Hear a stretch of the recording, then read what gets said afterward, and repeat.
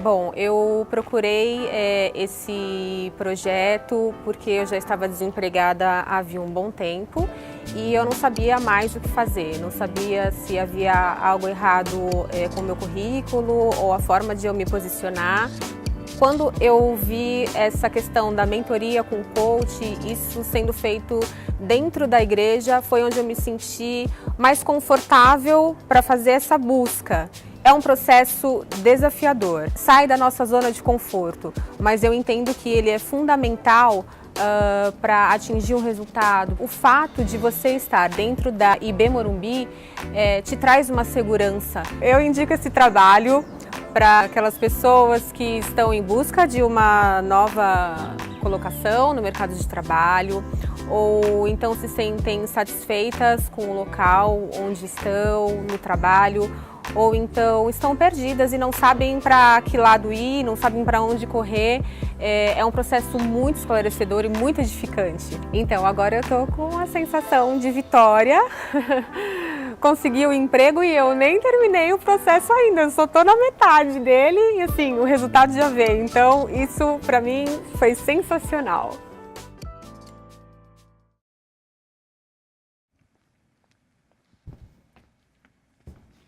Então, se você está querendo fazer parte desse processo, é só procurar a gente depois, se inscreva ali atrás. A partir de 17 de fevereiro a gente está começando uma nova turma aí de pessoas que querem uma boa colocação, que está querendo... Isso tudo tem a ver com mentoria, tem a ver com discipulado. Você não vem apenas para saber como melhor se colocar no mercado, mas como melhor aplicar princípios bíblicos no seu trabalho, na sua vida, conforme você está praticando. Hoje eu trouxe esse moço aqui, Marcelo Fedorucci. Por favor, venha para cá. O senhor está com medo? Fedorucci é um missionário nosso, da sua igreja. Tudo aquilo que o Clauber disse aqui tem a ver com tudo que nós fazemos aqui nessa igreja. Quanta coisa boa está sendo feita que você talvez não saiba. Ele é um desses missionários que quase a gente não vê. E por isso eu trouxe ele para que você conhecesse. Aonde você está trabalhando, Fedorucci? Bom, eu trabalho na região do Alto Vale do Ribeira. Eu trabalho com comunidades carentes. Eu trabalho na região mais carente em termos social do estado de São Paulo. Em termos de IDH, como é que é aquela situação? Nós estamos hoje em 5 municípios. Esses 5 municípios estão entre os últimos 10 piores IDHs, dos 645 municípios que nós temos no estado, entre os 10 piores é onde nós estamos. E o que você faz lá? Nós temos um trabalho missionário de plantação de igreja, temos um trabalho social com a ONG, onde nós atendemos hoje em torno de 300 pessoas, de segunda a sexta, e temos assistido as comunidades que são tremendamente carentes, e por último nós nos envolvemos no desenvolvimento de uma cooperativa para geração de renda para aquelas comunidades carentes. Conta pra gente assim uma coisa que aconteceu que foi extraordinária nesses últimos tempos lá em Apiaí. Apiaí hoje nós tivemos agora na reta final do ano uma surpresa grande, quando esse grupo da cooperativa nós nos reunimos para comemorar o Natal. E a ideia é que eles pudessem, muitos deles pela primeira vez nas suas vidas, terem uma ceia de Natal. E nós organizamos isso no final de semana do dia 5, onde nós tivemos um culto evangelístico para explicar o sentido do Natal, tivemos um jantar, entregamos uma cesta básica para cada família e brinquedo para as crianças. E uma coisa que nós não tínhamos ideia, mas nós há muito tempo vínhamos testemunhando junto ao poder público local, procurando auxiliá-los no desenvolvimento do município e no atendimento, foi que a terceira pessoa que chegou para a programação foi o prefeito e a sua família. E ali nós pudemos, dentro do culto, no final dele, ele recebeu Jesus, ele e a sua esposa receberam Jesus no seu coração. E eles estão caminhando, iniciando uma caminhada com Cristo, e nós estamos procurando auxiliá-lo. E para mim foi muito interessante, porque a primeira coisa que ele me pediu foi que, a partir da semana seguinte, nós tivéssemos alguém dentro da prefeitura, uma vez por semana de manhã, para estar orando com ele. E isso foi de grande valia naquilo que a gente tem feito lá. Que legal. É isso que Deus está fazendo, irmãos, com a sua igreja, através do que toda essa cooperação financeira nossa aqui tem a ver com isso que nós fazemos, o nosso aconselhamento, mais de 50 pessoas toda semana aqui sendo tratada nas suas emoções através do nosso trabalho, discipulado acontecendo, pessoas saindo, vindo, e você é parte disso, viu? E queremos orar por você. Deixa eu orar por você. Pai, obrigado pelo Marcelo, pela vida dele, pelo que Deus está fazendo naquele local através da expertise desse homem e de toda a sua equipe. Te pedimos, Deus, que Tu nos ajude a sermos uma igreja que possa cada dia mais dar o apoio a esse trabalho. É a minha oração em nome de Jesus. Amém. Novembro, feriado extenso, nós vamos lá com o Hands in Action. Vamos fazer um Hands in Action em Apiaí. Se você quiser participar, passe lá atrás, já faça a sua inscrição, porque vai ser muito legal. Obrigado. Alô, queridos, nós estamos nessa série chamada Moldados.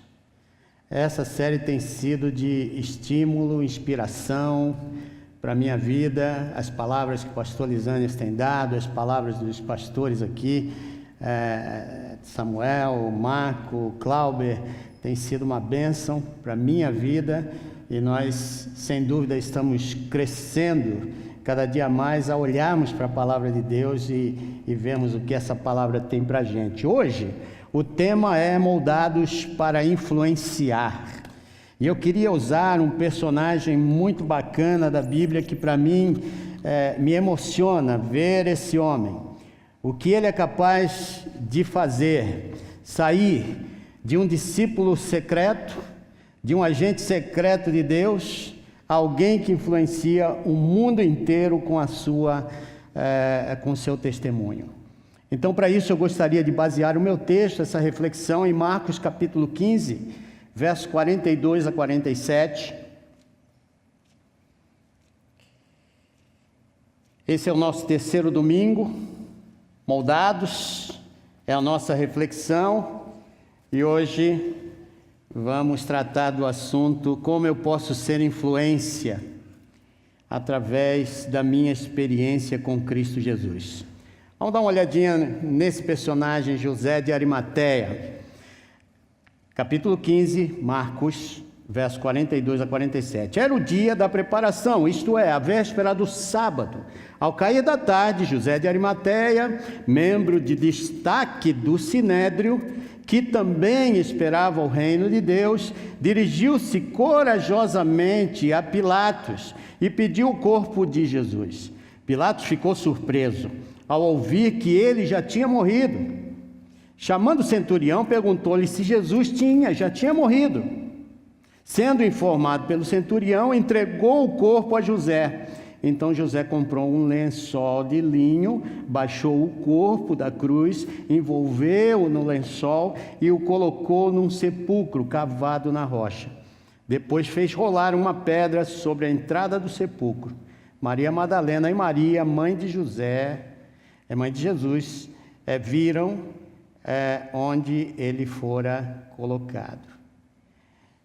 Queridos, esse verbo moldar, essa palavra moldar, eu estava dando uma olhadinha no dicionário, tem a ver com fundição ou fundir um metal ao seu molde.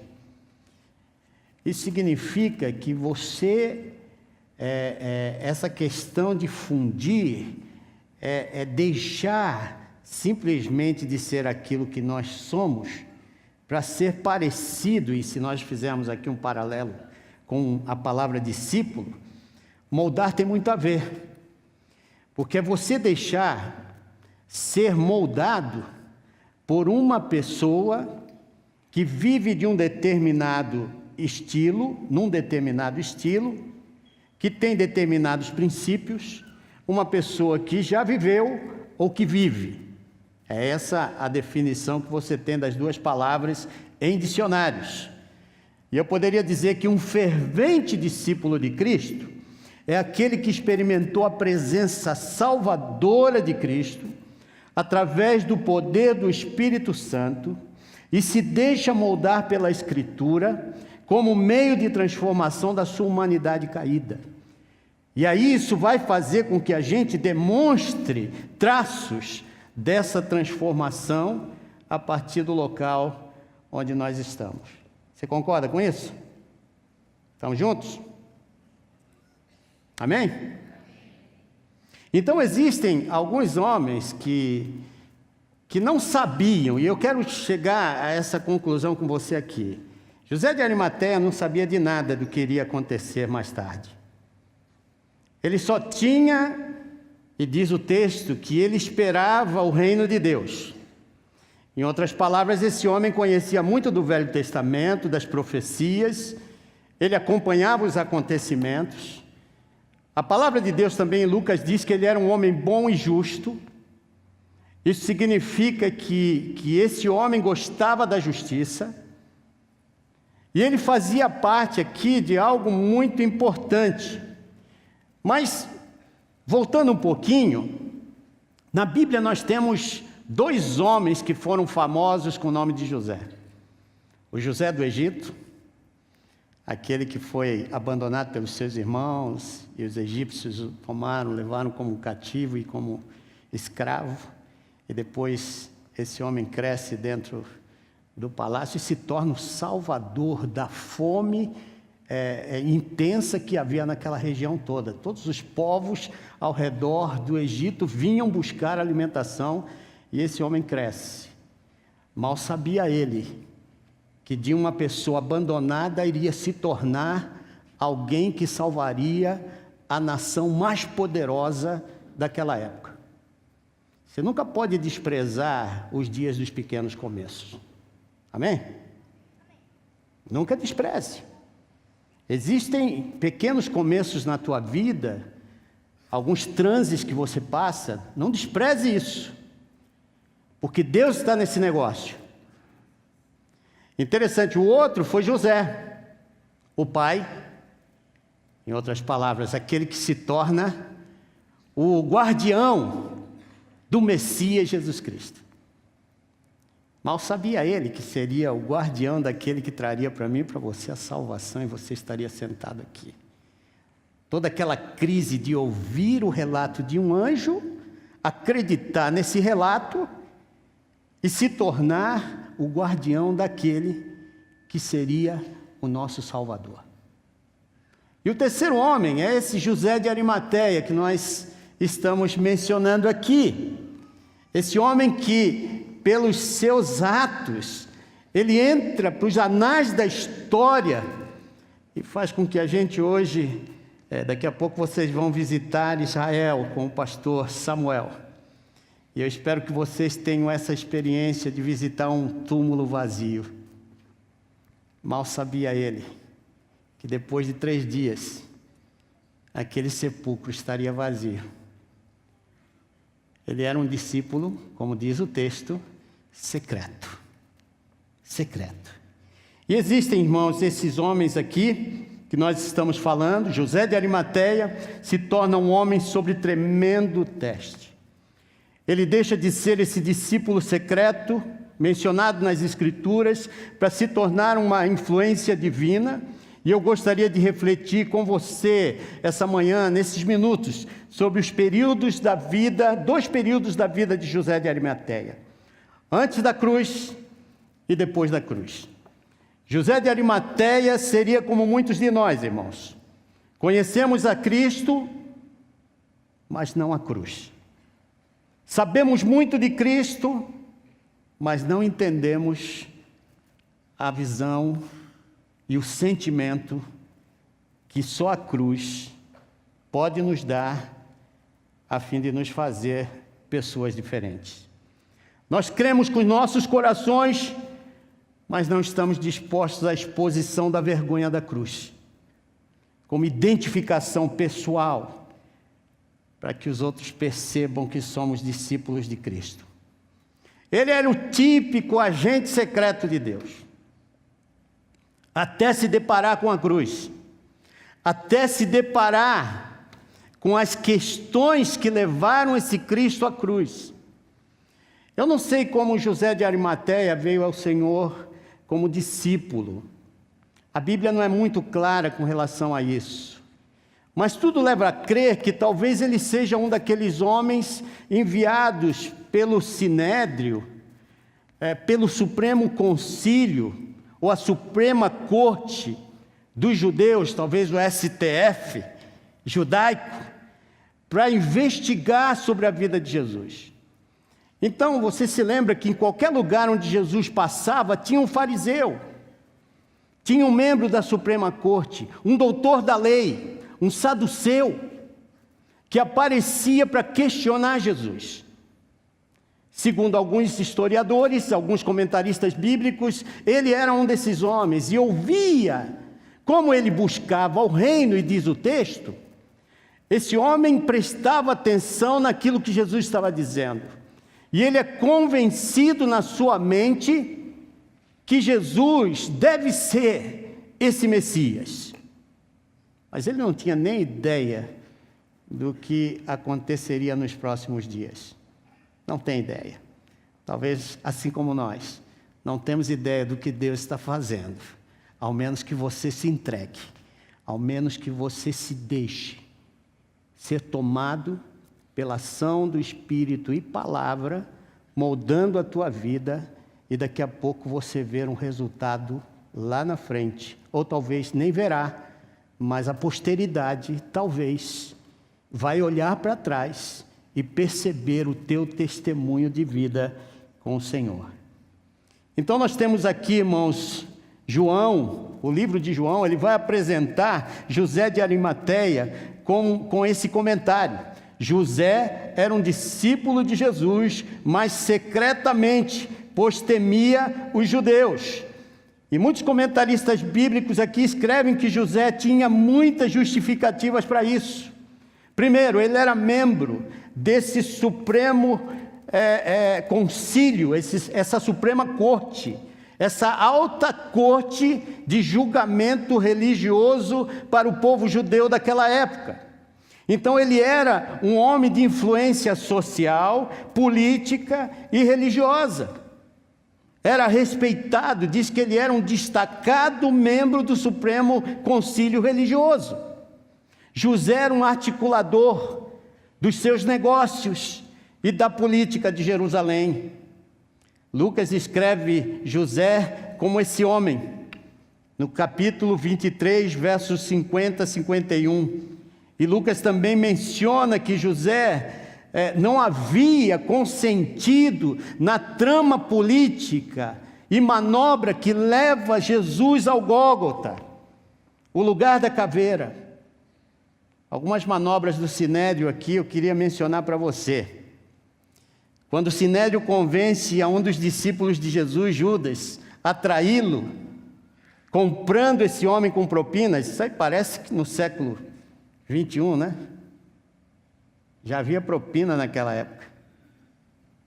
E a Suprema Corte daquela época, que era o lugar de julgamento, de trazer a justiça de Deus, principalmente porque sacerdotes também tomavam decisões no Supremo Concílio. Então diz que quando o concílio planeja comprar esse homem, Judas, com aquelas moedas, José não consente. Em outras palavras, José não concorda com o Sinédrio. Quando o Sinédrio envia tropa armada para prender Jesus como se fosse um criminoso perigoso, José de Arimateia não consente. Em outras palavras, não concorda. Quando o Sinédrio deixa Jesus à mercê do julgamento do sumo sacerdote, enquanto tentava encontrar falsos testemunhos contra Jesus, José não consente. Em outras palavras, não concorda. Quando o Sinédrio conduz a um julgamento ilegal durante a noite sobre Jesus, acusando para matá-lo, José não consente. Ele não concorda. E quando o Sinédrio joga com as emoções e paixões do povo, manipulando o povo, pedindo a execução de Jesus, quando Pilatos não havia encontrado em Jesus crime algum, José não consente, ele não concorda. Quando Jesus é levado ao local da caveira, o Gólgota, para ser crucificado, pregado numa cruz romana. José não consente, ele não concorda. E quando Jesus é torturado, humilhado, pendurado publicamente, como um criminoso, perigoso, e é morto ali na cruz, José não consentiu, ele não concordou. Mas é interessante, irmãos, ele sabia tudo sobre Jesus por trás dos bastidores. Ele conhecia tudo que politicamente estava sendo planejado, religiosamente planejado, as tramóias que estavam sendo feitas, mas ele não se pronunciou. Você não vai ver em nenhum texto dos 4 evangelhos onde menciona José de Arimateia uma palavra pública desse homem questionando o sinédrio, questionando as decisões. Por isso, ele era chamado discípulo secreto. Uma pessoa que, mesmo sabendo o certo, se mantém calado por medo. Irmãos, eu tenho visto nesses últimos tempos tanta gente que, sabendo o certo, não é capaz de se levantar publicamente. Eu tenho visto gente que, sabendo o certo o que Deus diz sobre determinados temas que a sociedade hoje discute, não são capazes de dizer, não é assim. Espera um reino, conhece o Deus do reino, sabe que as coisas estão erradas, que há injustiça, que há sofrimento, mas não são capazes de se manifestar em termos de verdade absolutas de Deus. Esse era o José antes da cruz. O José que não está disposto a perder a reputação de destaque no sinédrio. Não estava disposto a perder a fama e prestígio através do apoio que ele tinha pela participação no sinédrio. Ele não vai perder a riqueza que ele tem, segundo o texto, ele é um homem rico. É um tremendo homem de negócio. E essa é uma das razões porque ele é influente na sociedade. E esse homem tinha essa reputação de ser rico e ser nobre e ser destacado, porque ele tinha também alguns privilégios que só o sinédrio podia dar. Ser um membro do sinédrio era alguém que tinha articulações e tinha contatos. Perder isso não vale a pena por uma pessoa que está sendo criticada e mencionada como criminoso, ainda que eu não acredite. Não estava disposto a perder riqueza, patrocínio e privilégios do sinédrio para assumir que era discípulo de alguém inimigo da religiosidade de Israel e de Roma. Estamos juntos até aqui, irmãos? Estamos juntos? Queridos, talvez Deus está nos chamando hoje aqui a um compromisso muito sério com o Senhor Jesus Cristo, com a cruz do Senhor Jesus. Quando a cruz ela te faz ir fundo nas reflexões de quem nós somos. A mensagem da cruz não brinca com a gente, ela nos coloca no nosso lugar. E aqui, talvez muitos de nós podemos nos identificar com José antes da cruz. Nossa reputação às vezes é colocado em jogo por causa da nossa fé. É aí onde você e eu somos chamados a sermos cristãos radicais, influenciadores da nossa sociedade. Não somos membros da Suprema Corte Judaica, nem do STF, nem tampouco somos ricos como José de Arimateia, talvez alguns, mas muitas vezes temos tentado viver os dois mundos. A gente fala que há o sagrado e o secular, material e espiritual, igreja e política. E nos esquecemos da cruz. Vemos o erro, a injustiça, o pecado, mas nos omitimos por uma falsa amizade. Eu cheguei à conclusão na minha vida, irmãos, que não vou sacrificar a verdade por uma falsa amizade. Há tanta gente por aí que está sacrificando a verdade divina por uma amizade falsa, só para estar no meio, só para ter os privilégios do meio. O discípulo é aquela pessoa que inicia sua carreira aos pés da cruz, descobre o melhor caminho da vida através da cruz e se despede da vida por causa da cruz. Nenhum seguidor verdadeiro de Cristo passa por essa vida sem deixar um legado de vida marcado pela cruz. Amém, irmãos? Então, que diferença a cruz fez na vida de José de Arimateia? Após a cruz, José de Arimateia é outro homem. A cruz mudou a sua vida. Agora, José de Arimateia não teme se pronunciar por Jesus Cristo. Olha o que diz aqui João 19:38. Depois disso, José de Arimateia pediu a Pilatos o corpo de Jesus.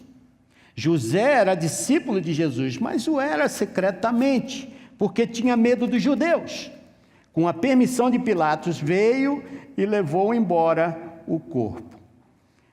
Eu estou seguro que, como qualquer um de nós aqui, José, ele se orgulhava das suas realizações pessoais, pois era destacado na sociedade. E estava vendo agora a corrupção dentro da Suprema Corte.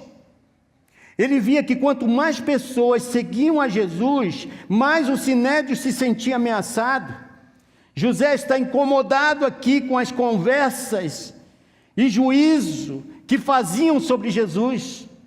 Conforme Jesus é levado ao Gólgota para ser executado e soldados o pregam na cruz, José vê todo o sofrimento e dor que seu mestre está passando por ser torturado.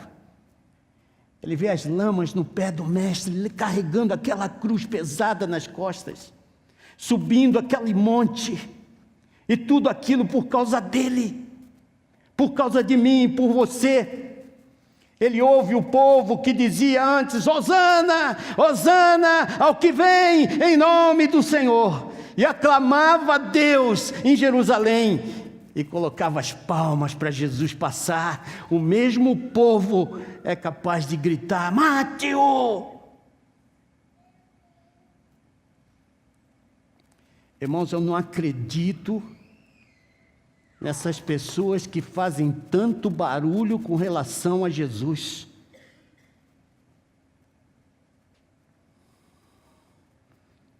É preferível que você seja silencioso, mas ativo. Um servo de Deus vivo, experimentado pelo poder do Espírito Santo, relevante, que sabe encaixar a mensagem do Evangelho à realidade da vida que você está vivendo. É interessante que não há um que seguia Jesus que dizia: deixa comigo, Pedrão, que é capaz de cortar a orelha de um soldado. Sumiu. Todos os discípulos, João está lá, um pouquinho escondido naquelas roupas, junto com a mãe de Jesus. Mas assim que acaba a crucificação, todos vão. Mas José fica. Ele deixa de ser o discípulo secreto para influenciar a sociedade inteira. Irmãos, hoje, se nós conhecemos a Jesus, tem a ver com aquele sepulcro vazio. Você não pode desprezar o que Deus está fazendo com a tua vida hoje. Você não pode desprezar Deus talvez esteja construindo uma história de um legado fantástico através de algumas coisas que você está deixando por causa da verdade da cruz. Aliás, é lá na cruz que ele consegue ver o seu mestre. Ele vê todo o sofrimento do mestre, o espancamento sobre o mestre. Ele sabe que o mestre tem traços do Messias. Ele está acompanhando isso de longe. Ele está vendo tudo isso, vendo o Senhor carregando aquela cruz, chegando lá na cruz, os soldados pendurando o Senhor na cruz, enfincando aqueles pregos nas mãos, nos pés do Senhor. Irmãos, é essa cruz que tem que me fazer um cristão, e não ser membro de igreja, e não ter um título religioso, não ter uma posição na sociedade, mas é o Cristo da cruz, o poder dessa cruz, esse Cristo que mostra as suas marcas e quer que o seu sangue esteja sobre a tua vida e a minha vida, para que sejamos diferentes à imagem desse Cristo. Ah, irmãos, que coisa, quando ele olha tudo aquilo, ele fica pensando, refletindo em quem ele é, o que ele está fazendo, como é que ele coloca a reputação, como ele coloca a riqueza, como ele coloca todas essas coisas que a gente vai construindo na nossa vida e achando que isso nos segura diante do reino de Deus. E as fichas começam a cair. Aí esse homem se levanta. Eu nunca mais vou deixar que meu mestre sofra. Ele vai até eu fico imaginando os degraus que ele sobe para chegar no palácio de Pilatos. O sentimento que ia no coração dele. Eu estou perdendo tudo. Você pode imaginar ser membro do Sinédrio, aqueles que acusaram Jesus e condenaram Jesus, e incitaram o povo a pedir a morte de Jesus. Esse homem era um dos 71, embora ele não tenha consentido, mas ele era parte. Imagina esse homem agora, publicamente, indo até Pilatos, que tinha uma bronca do Sinédrio, porque Pilatos não havia encontrado crime algum em Jesus, e aqui está um membro do conselho que condenou Jesus, que pedia, incitava, se tu és digno de ser um governador de César, você tem que condená-lo e colocá-lo na cruz. Agora vem esse membro do Sinédrio e pede o corpo de Jesus. Diz o texto que Pilatos fica surpreso porque Jesus não pode estar morto. E aí quando manda o centurião ir até a cruz e vê que Jesus morreu, é interessante, irmãos, faltavam 3 horas para começar a Páscoa. 3 horas, não tinha tempo. E José sabe de tudo isso e vai até Pilatos e pede o corpo do Senhor. Eu fico imaginando como ele tirou o corpo de Jesus da cruz. Aí me dá esse negócio de ficar pensando essas coisas. Talvez ele pega uma escada, sobe, imagina aqui comigo, irmãos. Tira aquele prego, põe a mão, o braço, o outro, a cabeça de Jesus, o peso, as marcas de Jesus, a pele de Jesus, já faz parte da sua pele, das suas vestes, o sangue, e ele vai baixando o corpo de Jesus, envolve esse corpo em lençóis de linho fino. O que os judeus queriam no Sinédrio é que Jesus fosse sepultado na vala comum, que Jesus tivesse o pior enterro porque era assim que acontecia. Ou ele era deixado na cruz para que os abutres, os animais aparecessem. Por isso o lugar da caveira, porque havia muitas caveiras ali de homens crucificados que eram comidos pelos animais. Deixa. Mas José, ele arrisca a sua reputação. E é engraçado que no texto não diz que nenhum dos homens do Sinédrio se revolta contra José. Talvez porque José sabia muito sobre o que eles faziam por trás das cenas. Mas José se arrisca. José arriscou todos os privilégios que ele tinha por causa do Sinédrio nos seus negócios, por causa de Jesus.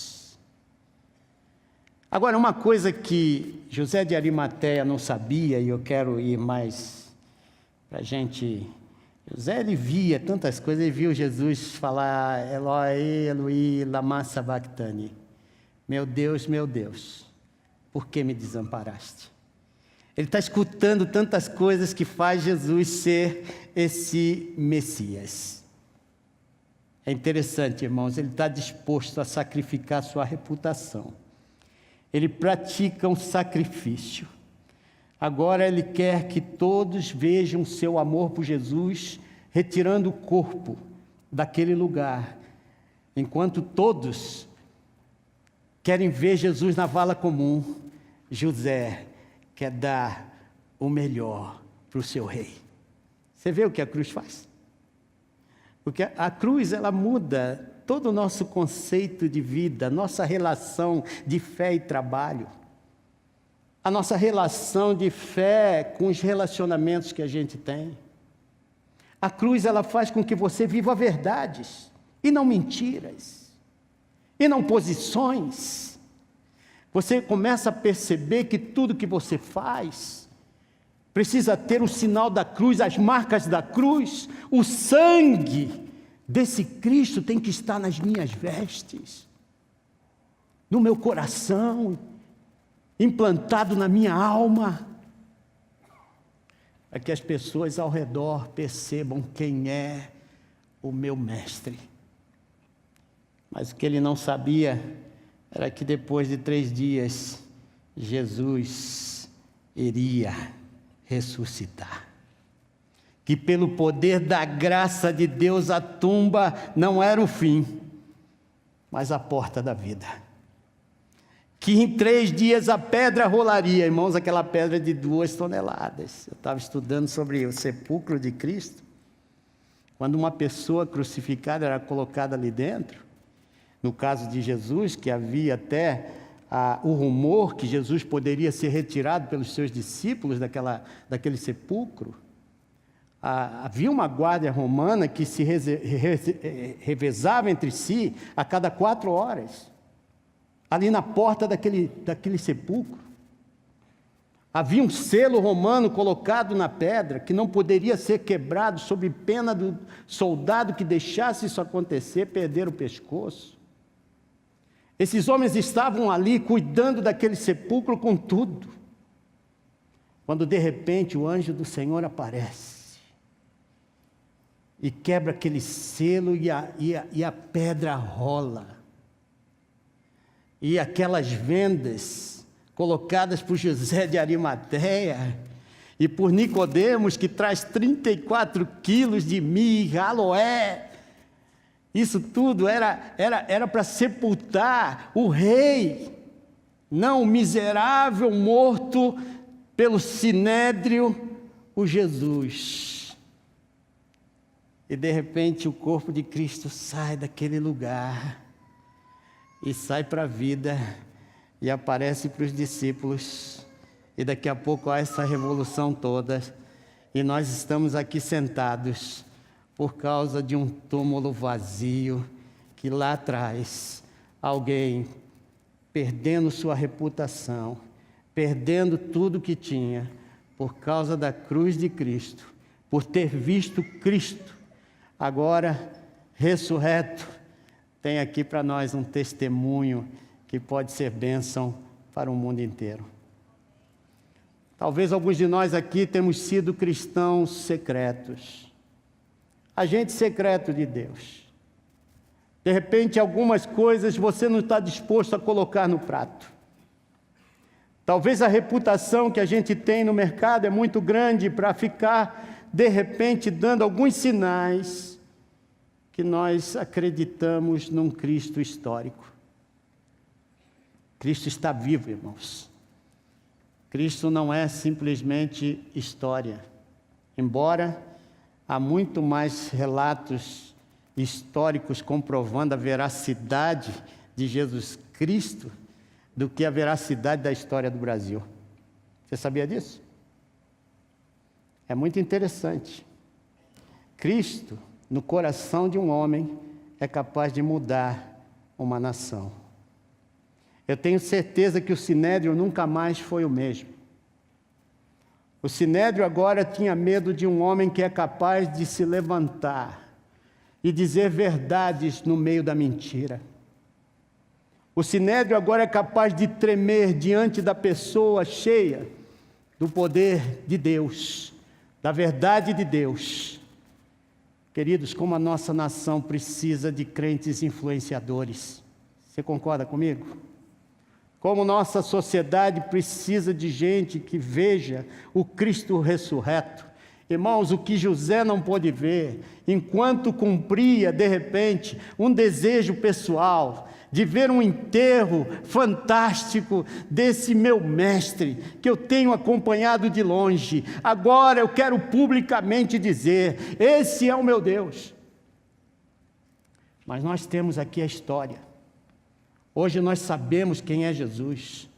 Hoje nós sabemos que Jesus ressuscitou, que Ele está aqui no nosso meio, via Espírito Santo, agindo, nos transformando, nos levando à condição de pecadores arrependidos por sua ação preciosa de nos convencer do pecado, da justiça e do juízo. Nós temos toda a história e nós temos experimentado o poder de Jesus. O que te impede hoje de ser uma influência na vida e na posteridade daqueles que estão aí vindo atrás de você? Irmãos, eu ouvi a história de Telêmaco e me deixou muito emocionado. Essa semana eu estava lendo algumas histórias e a história de Telêmaco. Telêmaco, ele ouve Deus falando com ele, aquelas coisas que acontecem, que são sobrenaturais. Nem tudo que acontece é racional na vida espiritual. E de repente ele ouve Deus dizendo para que ele fosse a Roma, e ele vai. E chega em Roma, ele vê muita gente se dirigindo ao Coliseu, aonde os gladiadores se matavam à espada. E diz que esse homem senta ali e começa a ver aquelas pessoas com espadas fortes ali no centro, na arena daquele Coliseu, e eles se deparam com o imperador e dizem: estamos dispostos a morrer aqui por Roma. E esse homem, quando ouve isso, ele começa a gritar: em nome de Jesus, não façam isso. Em nome de Jesus, não façam isso. E abre caminho e tal, e pula para dentro do Coliseu, da arena do Coliseu.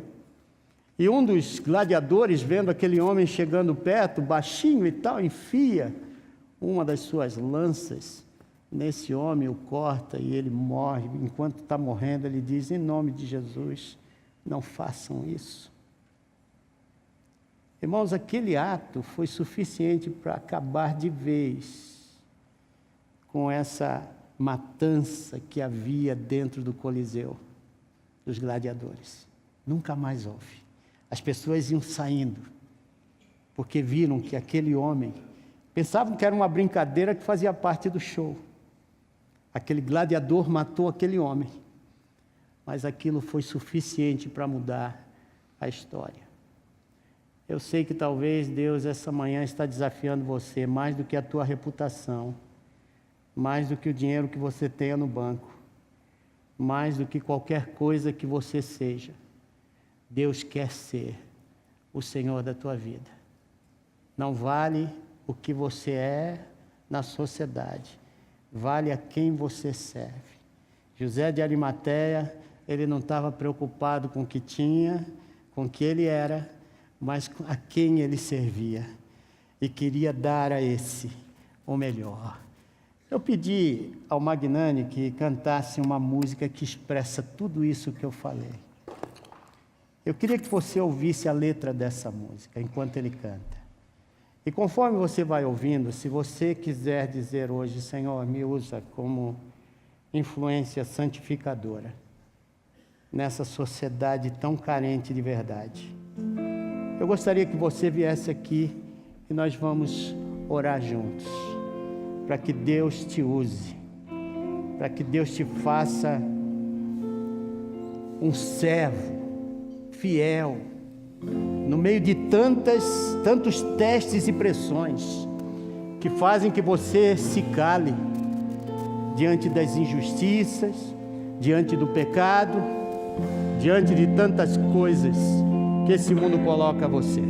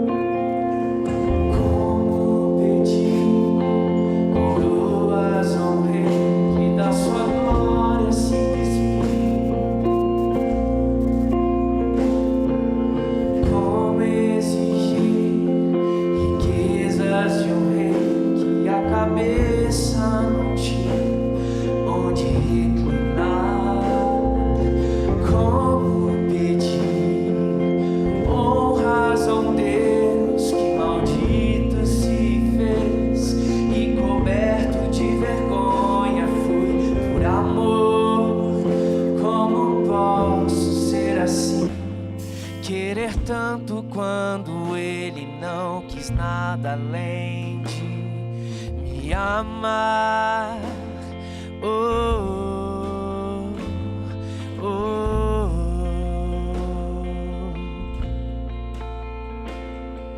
E todos os seus passos só me falam que o que ele espera de mim é renunciar, é morrer pra mim mesmo, é tomar minha cruz e seguir os seus passos. Se eu não sou capaz de fazer morrer minhas vontades,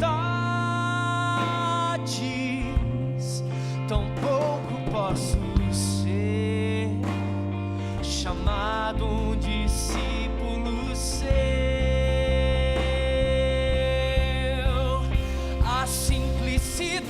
Ele trazia no olhar, e tudo que ele fez foi só pensando em me amar. E ao ler sobre ele, ao cantar sobre ele, eu me pergunto onde a essência foi parar. A sua comida era a vontade do seu pai, e o que fugia disso ele deixava para trás. A minha paz custou o seu castigo, o meu pecado foi moído.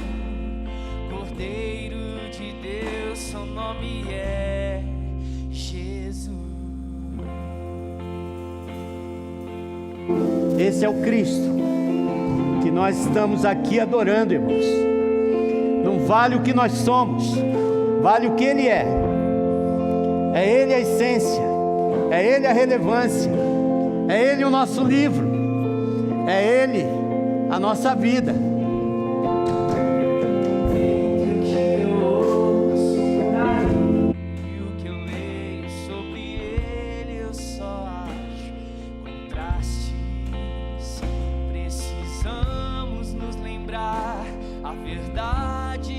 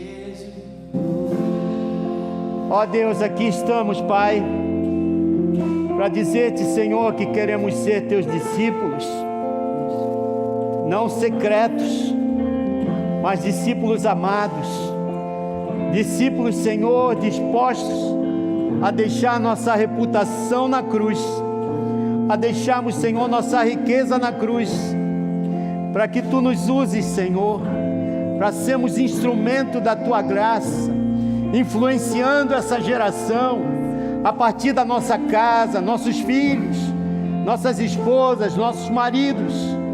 Ó Deus, transforma o nosso ser, a partir da cruz de Cristo, a mensagem da cruz, o evangelho da cruz, para que Teu nome, Senhor, seja glorificado em nós e através de nós, Senhor.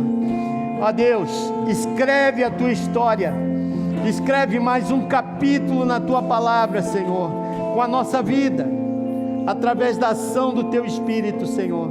Faz isso para a honra e para a glória do nome do Senhor Jesus. Amém e amém. Deus te abençoe ricamente. Dê um abraço no seu irmão aí, vai sentando, porque ainda não acabamos. Mas que Deus te abençoe, que Deus te faça um discípulo radical, aberto a se expor pela verdade de Cristo.